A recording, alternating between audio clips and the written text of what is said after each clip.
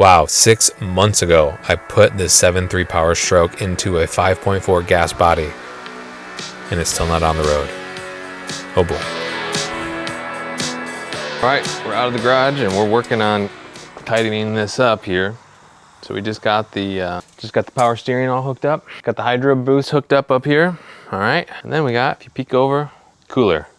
Put in the power steering cooler. The power steering cooler is the same on the gas Super Duties and the diesel Super Duties, but the lines themselves are different because the hydro boost up here. Yeah, so there's a discharge on the power steering pump here, and there's different lines that connect up to the hydro boost up there for the braking. So you gotta have the lines, you can't just swap over. You can swap over the cooler. I actually swapped over the cooler from the gas because the diesel one, I buggered, being lazy, being an idiot. All right, so now we're gonna do the serpentine belt. We're gonna get the radiator. I need to get my 1/2-inch drive. Let's do that real quick. Come on now. Oh, there goes my mechanical torque wrench. Oh, that's hilarious. Don't worry, I don't use this as a torque wrench anymore. Water pump, crankshaft, idler, AC, top idler, alternator, and power steering pump. They all look in line. Oh, this thing has compression still, that's good. It's like triple checking everything I need to go over. That would be easier to do with the radiator out. I'm pretty sure I've gotten to the point, other than the shroud. There's a moment, there's a big moment, because it kind of makes that front clip start coming together.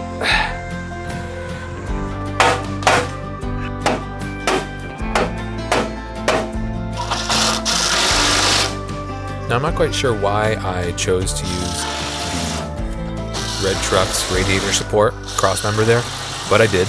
I was thinking maybe there might be a little bit of mounting difference between the gas and the diesel, so I just used the diesel one just in case. Got the intercooler in right there, and now I'm dropping in the radiator. Then you got the AC condenser in front of the intercooler.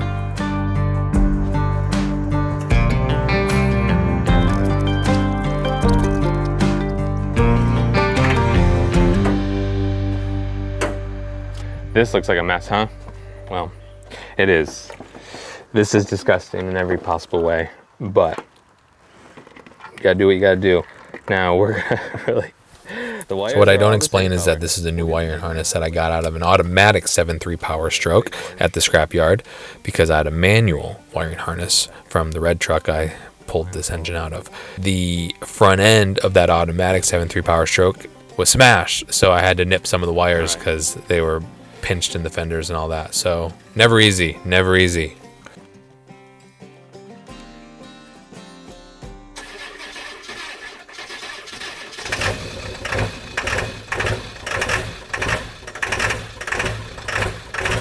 It almost sounds as if it doesn't have enough fuel. Don't get too excited, Josh. All right, I have fuel issues. The truck starts, but then it died, and I cannot get fuel. So we disconnected the fuel pump. We're gonna try to pump it right into this tank here, this waste oil. Josh, come on. All right, perfect. All right, let's give it a key turn here.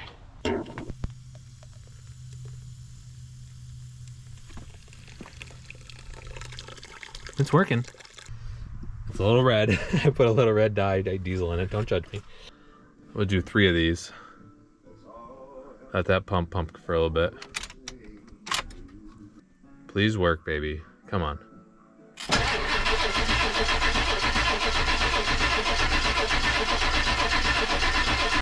So you can imagine I tested the fuel bowl first. That's why I went to the pump, because nothing was filling the bowl.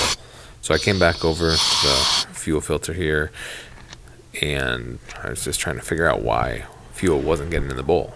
And I figured it out. I figured it out. I'm an idiot. I'm an idiot. Watch this. Watch that.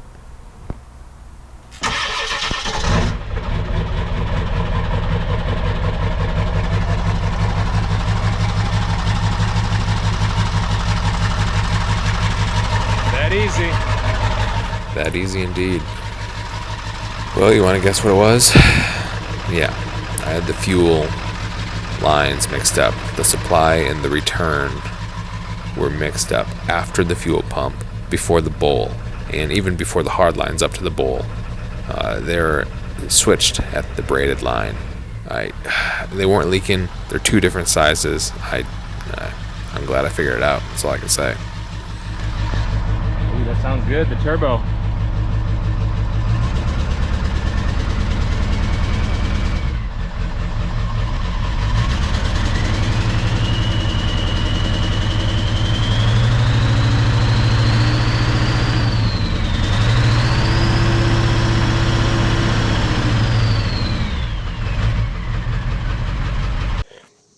All right, welcome. Time to get this thing fired up and moved around. Okay, so we got everything pretty good. We turned it over, ran it for a second. A little leak in the radiator. Is it a crack? A micro crack? It's a micro crack. Look at that.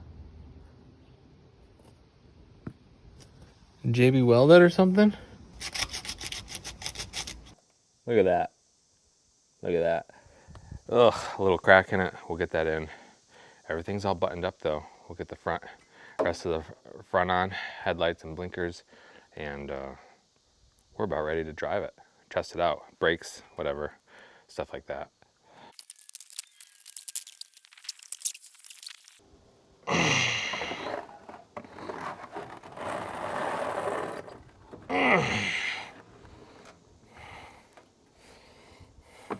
I put it in backwards.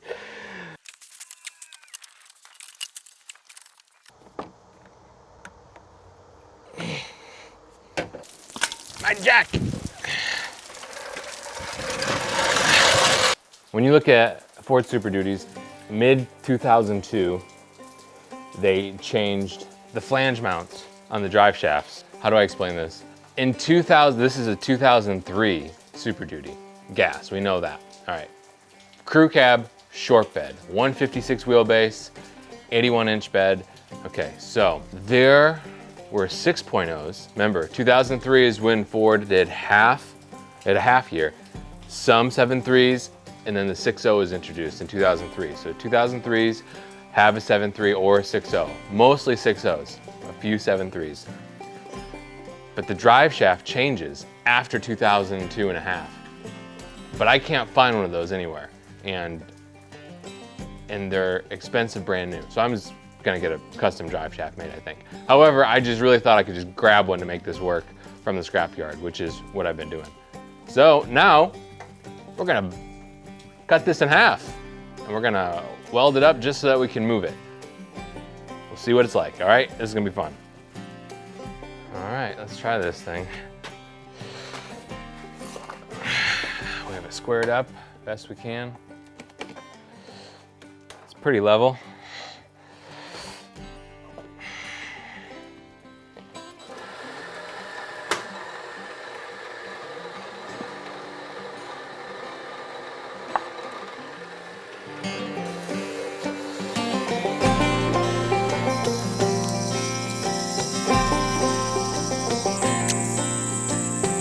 You got this.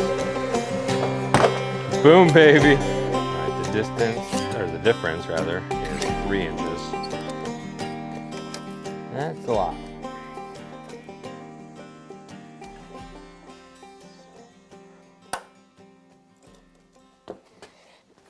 That's pretty close. Let's just go for it.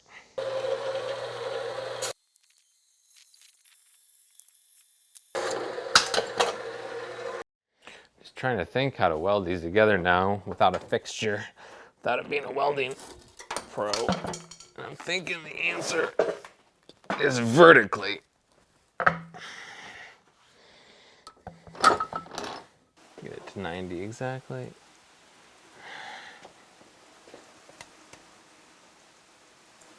Oh my goodness. Just keeps pounding us out there. Yow. All right, let's see here. We're just trying to move it across the yard. We're close, within a degree. That's pretty close to straight up and down. And now this one, Oh, it's close to perfect. We're 0.3 off of being perfectly plumb. 0.4. Let's just spin this a little bit. That's what we want to look at. 89.6. I mean, it's super close. 89.4. I think we're just gonna send it. We got them level, or plumb with each other, as close as we can.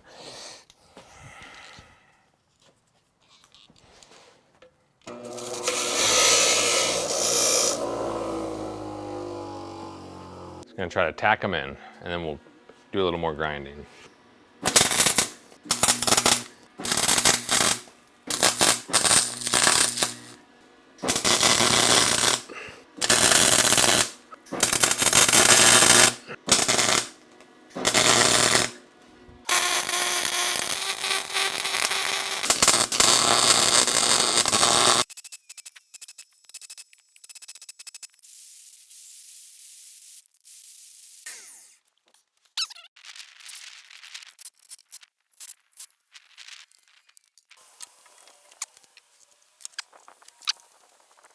All right, we're gonna try to start her up again.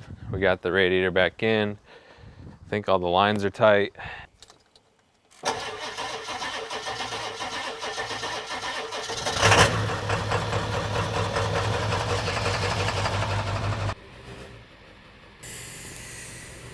Thank the Lord for Google. Watching this back, I'm kind of trying to remember what my brain was trying to process. I thought my front caliper was all gummed up, which it is, but the brakes just wouldn't let go. The brakes were hitting so hard as I was just trying to move it, it blew a front brake line. So I had to go to the scrap truck that I have hidden in the woods and grab another brake line. I keep telling my wife that this is going to disappear one day. I'm going to bring it to a scrap yard. I just need it right now. What do you think is the problem here? I'm trying to move this truck and the brakes won't let go. Well, guess what? The Hydro Boost has a little valve called the diverter valve, and that lets the pressure from the power steering pump divert when the brake pedal is not being pushed to just be power steering. And when you hit the brake pedal, it diverts it to give the pressure to the brakes. So anytime I turned the wheel, it was sending pressure straight to the brakes, which would have made it nearly impossible to drive. So I had to get a little valve. It must have fallen out when I took it apart, because I take everything apart, and that's where I'm at. I got it moved, I got it running, I got the diverter valve in, but we're going to have to figure out how to get this thing on the road. I apologize for my voice. It's getting late, and I'm pretty doggone tired. I get pretty busy with the sawmill setup that I have a few other videos on this channel about. So it took a little bit of a hiatus over this fall to push this truck over the finish line. But we're going to do it here this winter. Get this thing cruising and pulling and doing all the 7.3 sort of things it should be doing.